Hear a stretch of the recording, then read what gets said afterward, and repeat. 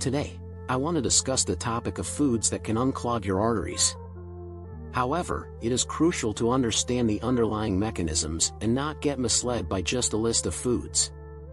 Traditionally, we have been taught that certain foods like cream, butter, eggs, high-fat cheese, meat, saturated fat, and dietary cholesterol clog our arteries, and we should avoid them.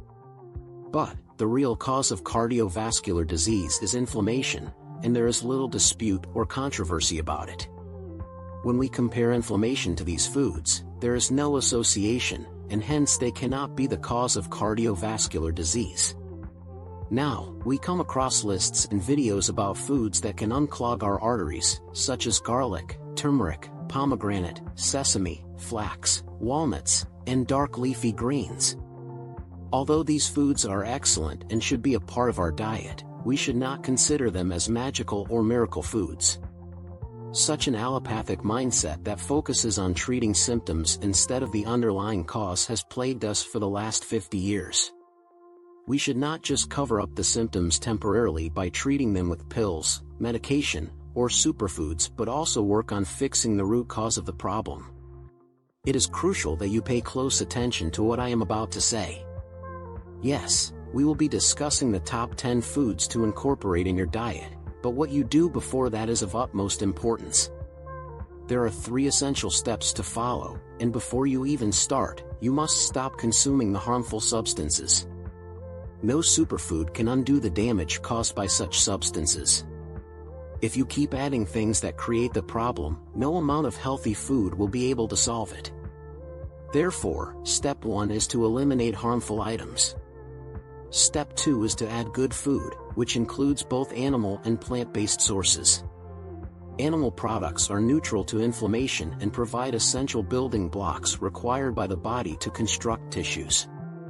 On the other hand, plants offer other valuable nutrients like phytonutrients, fiber, and polyphenols that help reduce inflammation.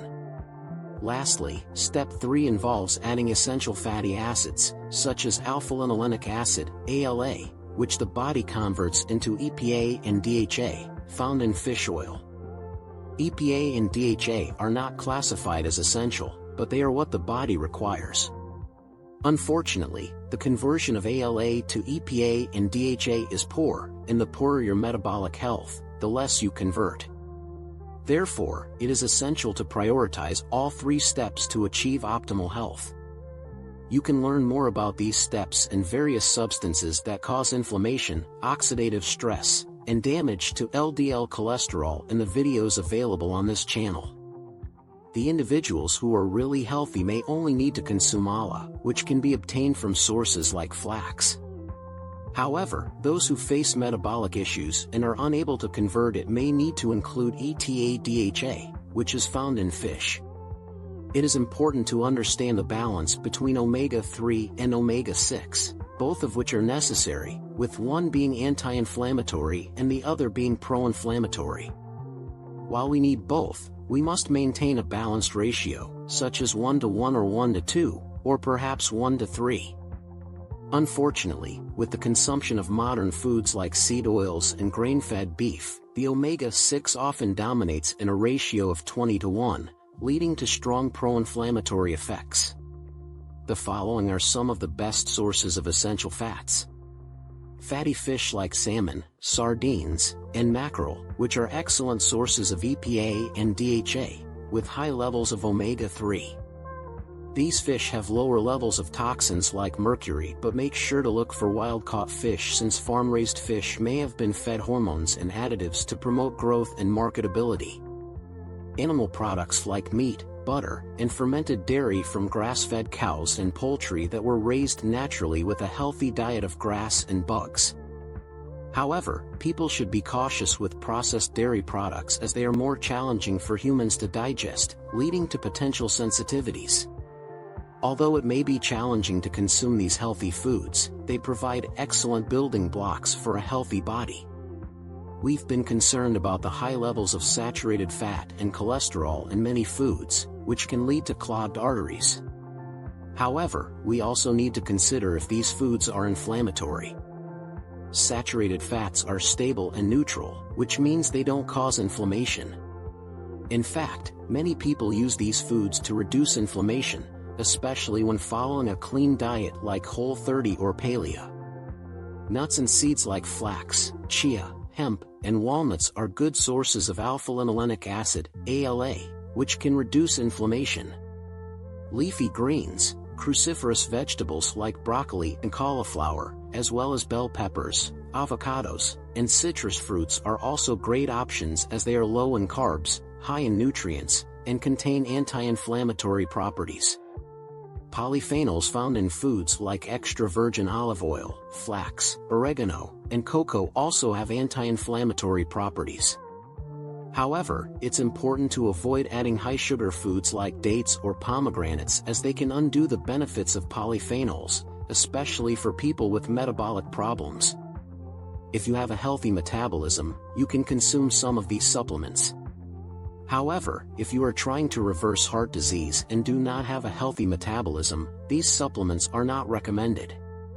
Instead, you should focus on adding good foods to your diet to provide the body with building blocks and energy. Once you have a good foundation, you can consider using herbal compounds like curcumin, resveratrol, and tree bark extract. These compounds have anti-inflammatory properties that can benefit your health. Ideally, you should consume these compounds in their fresh form, but if you can't find them fresh, you can take them as supplements. Fish oil is another supplement that most people can benefit from. Unless you eat fish every day, it's recommended that you take a supplement. Fish oil supplements usually contain EPA and DHA in a ratio of 3:2, with more EPA than DHA. EPA supports vascular health, while DHA is an important building block for nervous tissue. DHA is crucial for brain function, and a deficiency can lead to stress, anxiety, and focus problems. To address these issues, you should choose a supplement with higher DHA levels. B vitamins are essential for energy production in the mitochondria. They act as catalysts and help to move the energy production process forward. Homocysteine is a byproduct that is strongly correlated with heart disease and inflammation. You can measure your homocysteine levels with a blood test. The normal range is 0 to 15, but it's better to keep it below 7.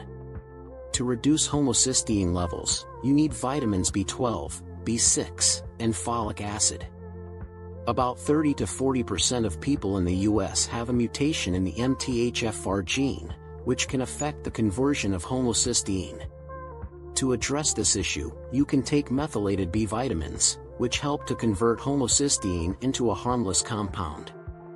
Nutritional yeast is an excellent source of full-spectrum B vitamins. Enzymes break down substances in the body and can be found in the digestive tract or as systemic enzymes.